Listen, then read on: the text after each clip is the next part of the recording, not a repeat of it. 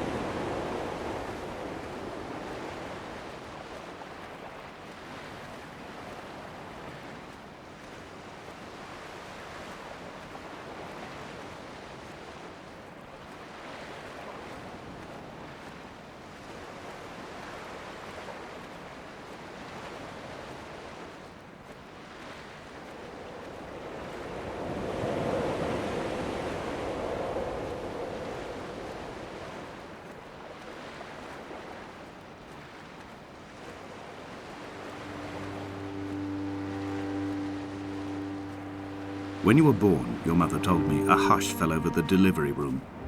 A great red birthmark covered the left side of your face. No one knew what to say, so you cried to fill the vacuum. I always admired you for that you cried to fill whatever vacuum you found. I began to manufacture vacuums just to enable you to deploy your talent. The birthmark faded by the time you were 6 and had gone completely by the time we met, but your fascination with the empty and its cure remained.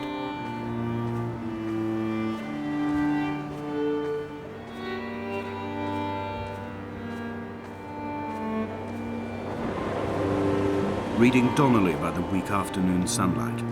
He landed on the south side of the island, followed the path to the bay and climbed the mount. He did not find the caves, and he did not chart the north side. I think this is why his understanding of the island is flawed, incomplete. He stood on the mount and only wondered momentarily how to descend, but then he didn't have my reasons.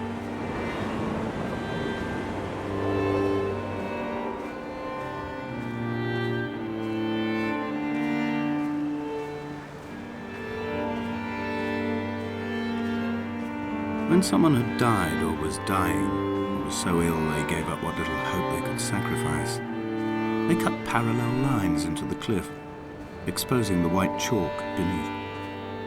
You could see them from the mainland or the fishing boat, and know to send aid or impose a cordon of protection, and wait a generation until whatever pestilence stalked the cliff paths died along with its hosts. My lines are just for this. Keep any would-be rescuers at bay. The infection is not simply of the flesh.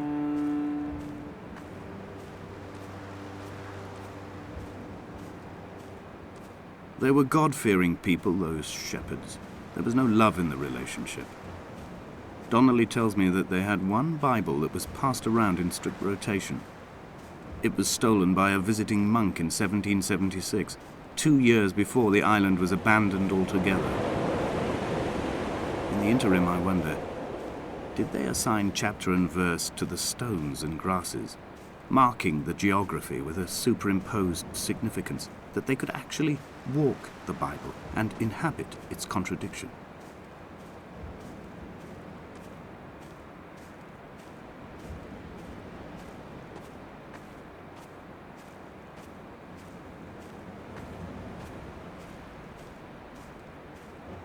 Dear Esther, I met Paul.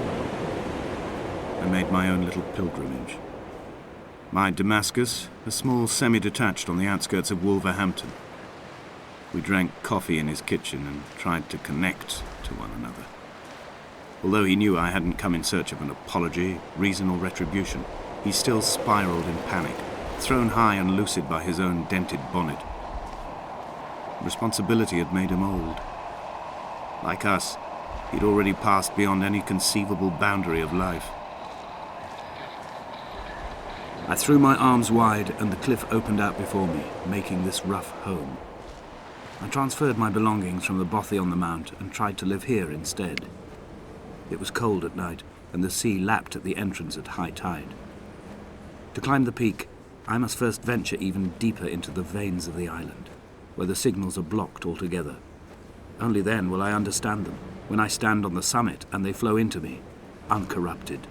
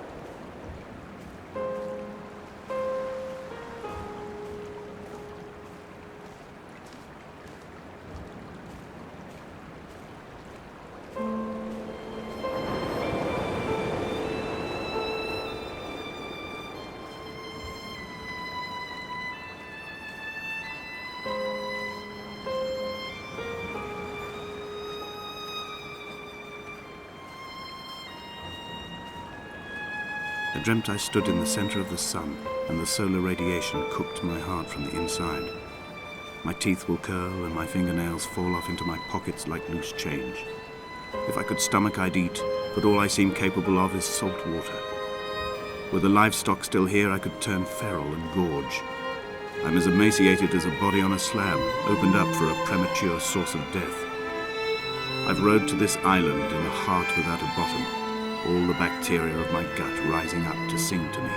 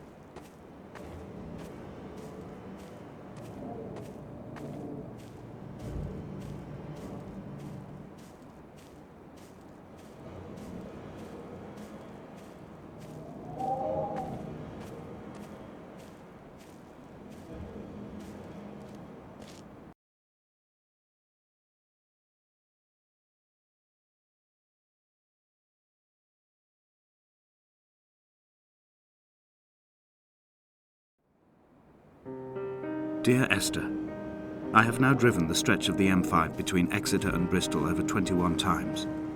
But although I have all the reports and all the witnesses, and have cross-referenced them within a millimetre using my Ordnance Survey maps, I simply cannot find the location. You'd think there would be marks to serve as some evidence. It's somewhere between the turn-off for Sanford and the welcome break services. But although I can always see it in my rear-view mirror, I have as yet been unable to pull ashore.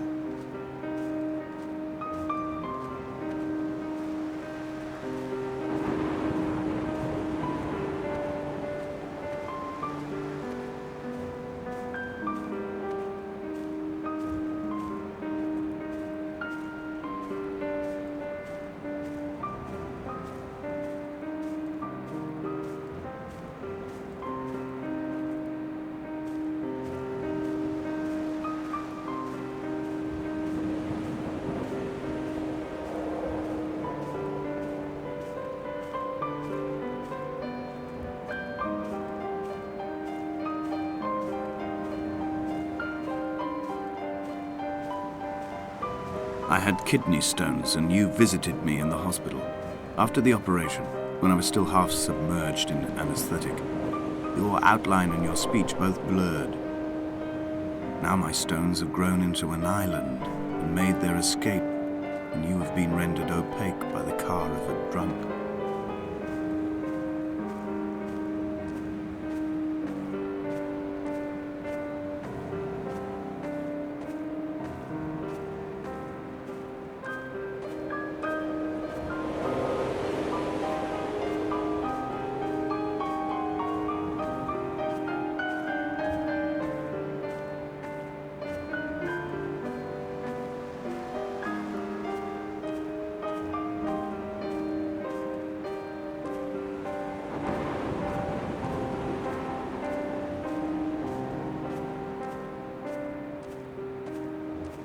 I've begun my ascent on the windless slope of the western side.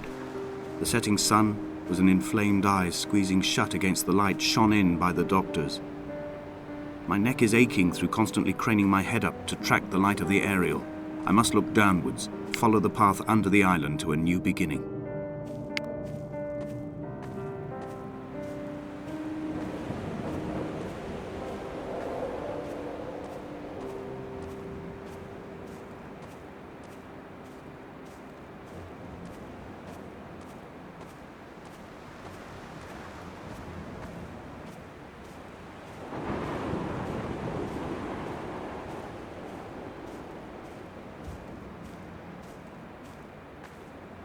The bothy was constructed originally in the early 1700s.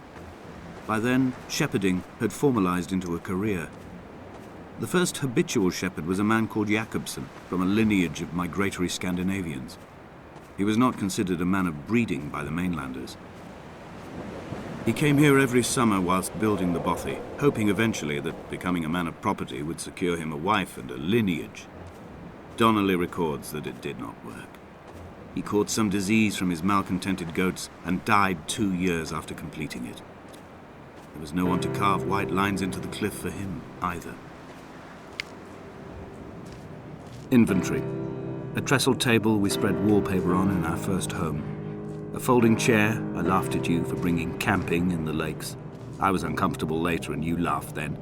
This diary, the bed with the broken springs. Once asleep you have to remember not to dream. A change of clothes. Donnelly's book, stolen from Edinburgh Library on the way here. I will burn them all on the last morning and make an aerial of my own.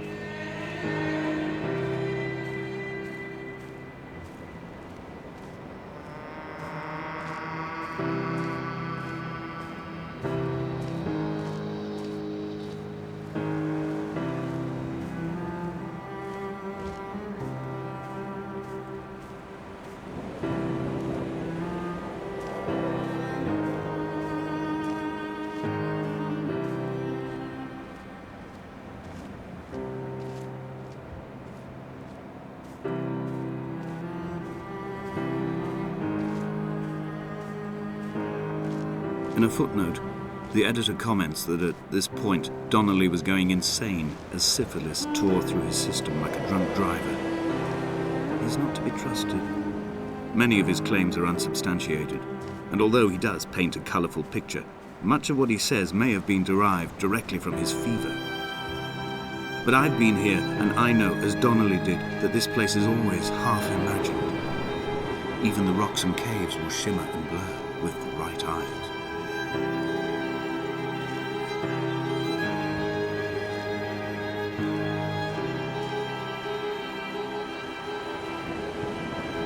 They found Jakobsen in early spring. The thaw had only just come. Even though he'd been dead nearly 7 months, his body had been frozen right down to the nerves and had not even begun to decompose. His fingernails were raw and bitten to the quick. They found the phosphorescent moss that grows in the caves deep under the nails. Whatever he'd been doing under the island when his strength began to fail is lost. He'd struggled halfway up the cliff again, perhaps in a delirium, perhaps trying to reach the Bothy's fire before curling into a stone and expiring.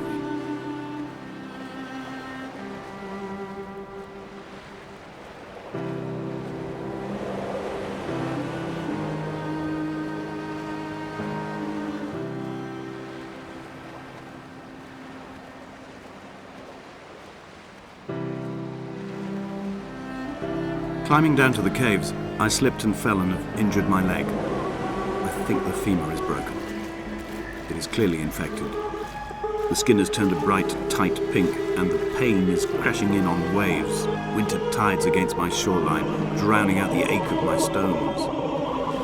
I struggled back to the Bothy to rest, but it has become clear that there is only one way this is likely to end. The medical supplies I looted from the trawler have suddenly found their purpose. They will keep me lucid for my final ascent.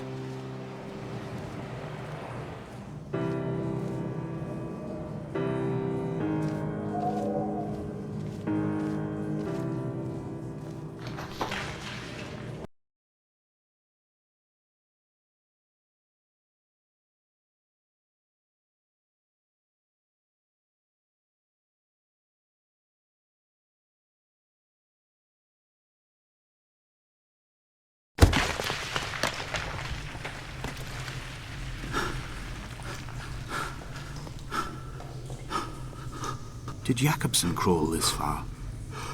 Can I identify the scratches his nails ruined into the rocks?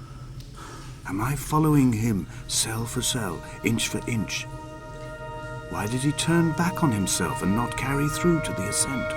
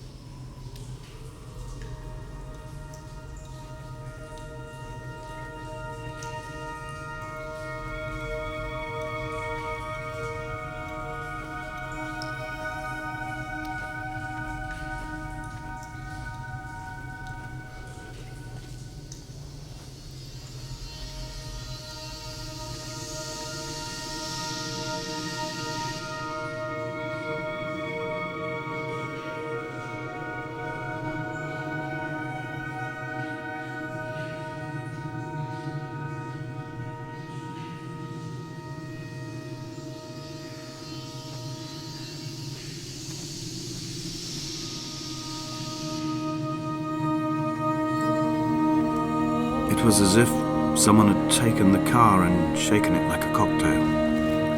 The glove compartment had been opened and emptied with the ashtrays and the boot. It made for a crumpled museum, a shattered exhibition.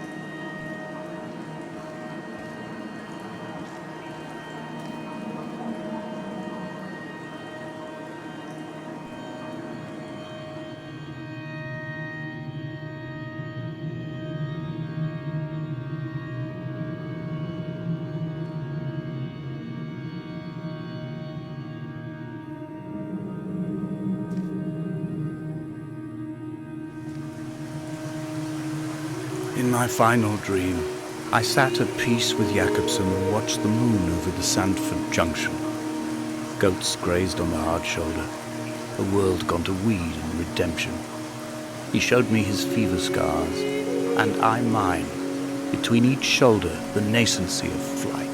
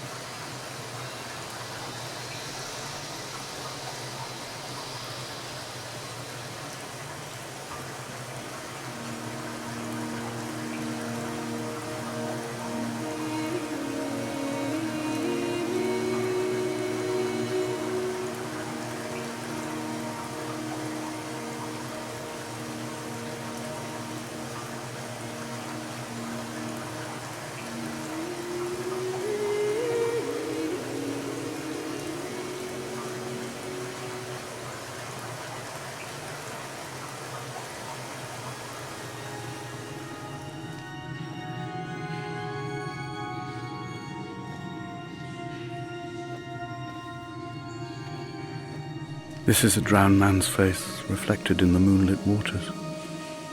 It can only be a dead shepherd who has come to drunk drive you home.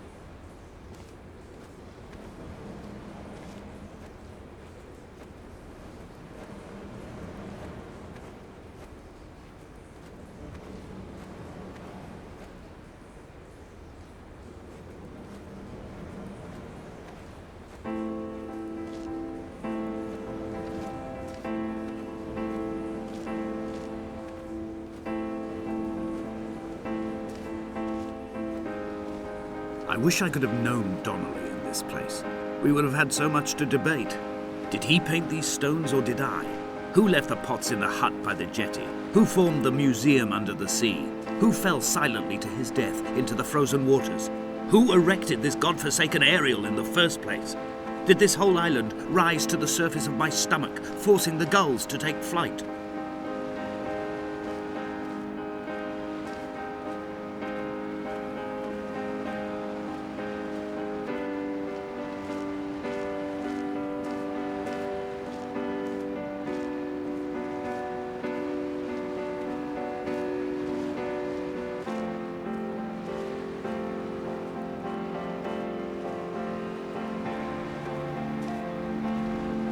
We shall begin to assemble our own version of the North Shore. We will scrawl in dead languages and electrical diagrams and hide them away for future theologians to muse and mumble over. We will send a letter to Esther Donnelly and demand her answer. We will mix the paint with ashes and tarmac and the glow from our infections. We will paint a moon over the Sanford Junction and blue lights falling like stars along the hard shoulder.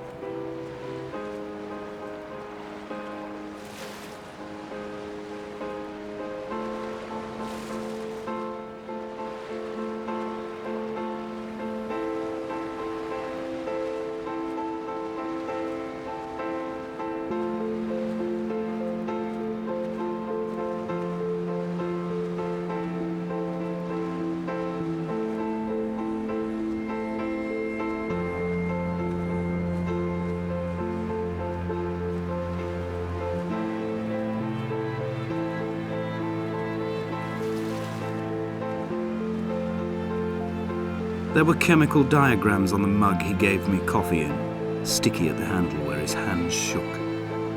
He worked for a pharmaceutical company with an office based on the outskirts of Wolverhampton. He'd been travelling back from a sales conference in Exeter, forming a strategic vision for the peddling of antacid yogurt to the European market. You could trace the connections with your finger, join the dots, and whole new compounds would be summoned into activity.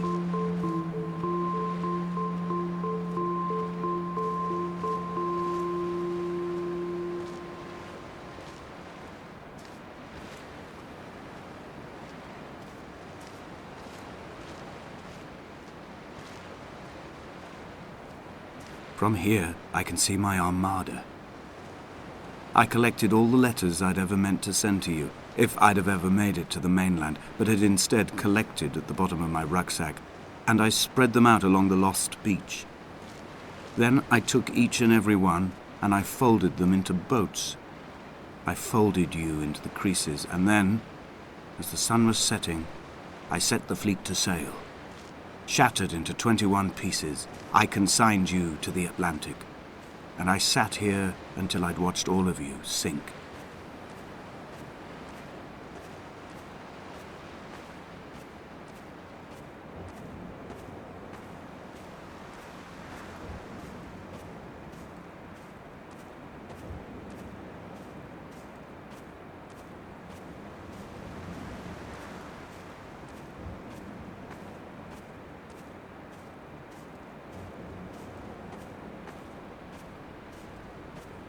A sound of torn metal, teeth running over the edge of the rocks, a moon that casts a signal. As I lay pinned beside you, the ticking of the cooling engine, and the calling from a great height, all my mind as a bypass.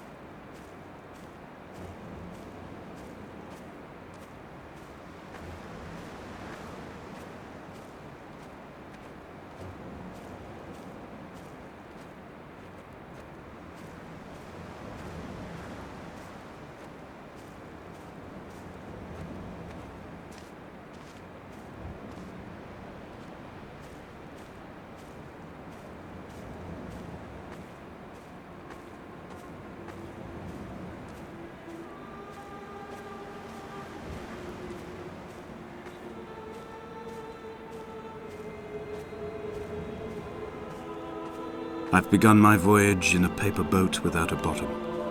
I will fly to the moon in it. I've been folded along a crease in time, a weakness in the sheet of life. Now you've settled on the opposite side of the paper to me. I can see your traces in the ink that soaks through the fiber, the pulped vegetation.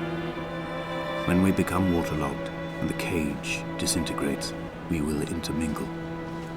When this paper aeroplane leaves the cliff edge and carves parallel vapor trails in the dark, we will come together.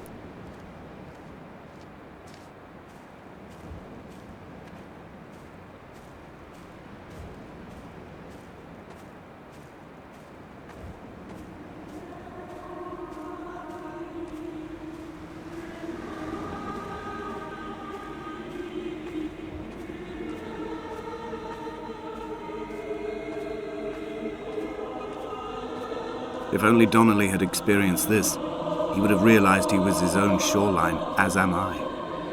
Just as I am becoming this island, so he became his syphilis, retreating into the burning synapses, the stones, the infection.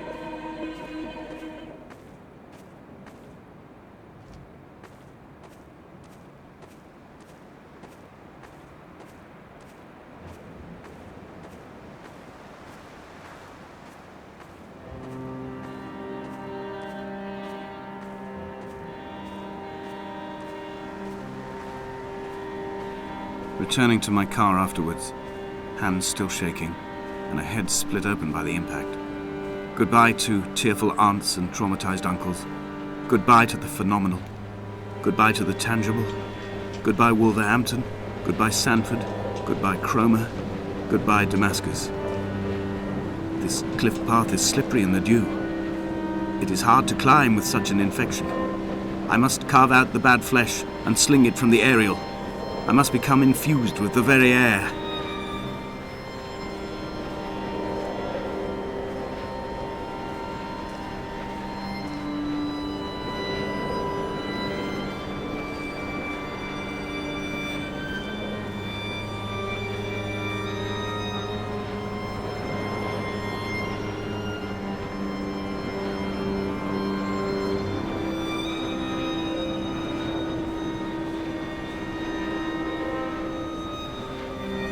Blind with panic, deaf with the roar of the cage traffic, heart stopped on the road to Damascus, Paul sat at the roadside hunched up like a gull, like a bloody gull, as useless and as doomed as a syphilitic cartographer, a dying goatherd, an infected leg, a kidney stone, blocking the traffic bound for Sanford and Exeter.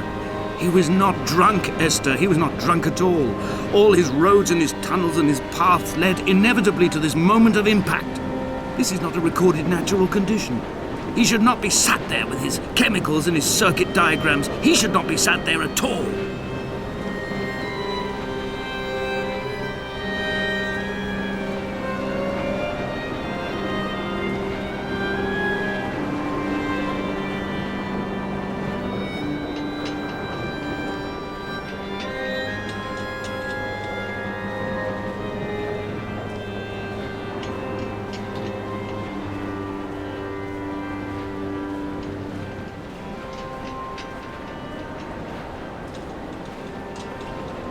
We will leave twin vapor trails in the air, white lines etched into these rocks.